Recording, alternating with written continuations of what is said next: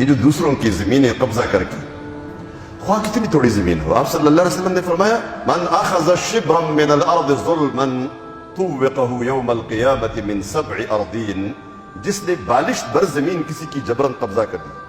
بالش بر زمین، تھوڑی سی زمین، قیامت کے دن یہ 7 زمین 7ویں تہ تک پورے کا پورا اس کو باہر نکالا جائے گا اور اس شخص کے گردن کا طوق بنا دیا جائے گا۔ ایک اور حدیث میں آتا ہے کہ اس شخص کو اس بات پر مجبور کیا جائے گا کہ یہ جو زمین تم نے ناجائز قبضہ کی تھی، ظلم اور جبر کی وجہ سے اور زیادتی کی وجہ سے اور غصب کے نتیجے میں تم نے جو زمین قبضہ کی تھی، اس کی پوری مٹی باہر نکالی جائے گی اور اس شخص کو مجبور کیا جائے گا اٹھا کے اس کو محشر میں پہنچا دو، وہاں اس کا فیصلہ ہوگا تمہاری تھی یا کسی اور کی تھی۔ تو یہ آگ کے ٹکڑے ہے، حتیٰ کہ آپ صلی اللہ علیہ وسلم نے تو یہاں تک فرمایا کسی قاضی نے فیصلہ کیا، کیس عدالت میں چلا گیا اور عدالت نے آپ کے حق میں فیصلہ دے دیا، آپ نے وکیل بڑا ماہر رکھا ہوا تھا، بڑا چرب زبان تیز دلائل بولنے والا، یا خود ایسے دلائل دیے کہ جج متاثر ہوا، قاضی متاثر ہوا، اس کو یہ بات سمجھ آ گئی کہ واقعی اس مال اس کا ہے، یا ایسا ہوا کہ جج اور قاضی کو آپ نے رشوت دے دی اور اس نے آپ کے حق میں فیصلہ دے دیا۔ فرمایا اس فیصلے سے بھی حرام حلال نہیں بنتا، بلکہ فرمایا اپنے بارے میں خبردار، الا انما انا بشر وانما ياتيني الخصم فلعل بعضكم الحن بحجته من بعض ومن قضيت له بحق مسلم فانما هي قطعه من نار فليحملها او ليذرها۔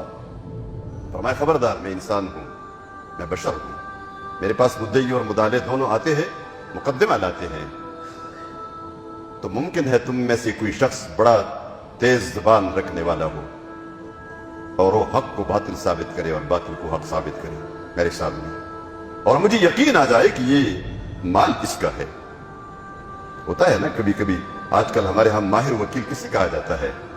ماہر وہ ہوتا ہے جو جھوٹ کو سچ بنا سکے، سچ کو جھوٹ بنا سکے، اور یہ بڑا مشکل ہوتا ہے، سچ سے جھوٹ بنانا، جھوٹ سے سچ بنانا۔ ایک جھوٹ کو صحیح ثابت کرنے کے لیے 100 جھوٹ نہیں 1000 جھوٹ اور بولنا پڑے تب بھی جھوٹ جھوٹ ہوتا ہے اور سچ سچ ہوتا ہے۔ بڑا مشکل کام ہمارے وکلاء نے اپنے ذمہ لیا ہے، اور یہ مہارت نہیں ہے، یہ ناسمجھی ہے۔ اس کو بڑی بیوقوفی آپ قرار دے سکتے ہیں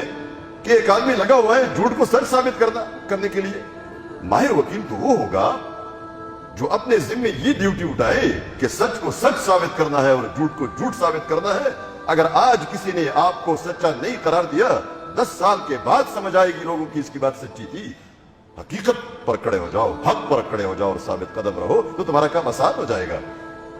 تو ممکن ہے کوئی شخص ایسا چرب زبان ہو کہ مجھے یقین آ جائے کہ یہ مال اس کا ہے اور میں اس کو دے دیتا ہوں۔ خبردار، فرمائے خبردار، فَإِنَّمَا هِيَ قِطْعَةٌ مِّن نَّارٍ، یہ آگ کا ایک ٹکڑا ہے جو میں الگ کر کے اس کو دے رہا ہوں۔ تو اگر چاہے اس آگ کے ٹکڑے کو اپنے کندھوں کے اوپر رکھے اور لے جائے، اور اگر چاہے تو اس کو چھوڑ دے۔ یعنی رسول اللہ صلی اللہ علیہ وسلم کے فیصلے سے بھی حرام حلال نہیں بن جاتا، یہ صرف دنیا میں مسئلہ ختم ہو جاتا ہے، مشکل ختم ہو جاتی ہے،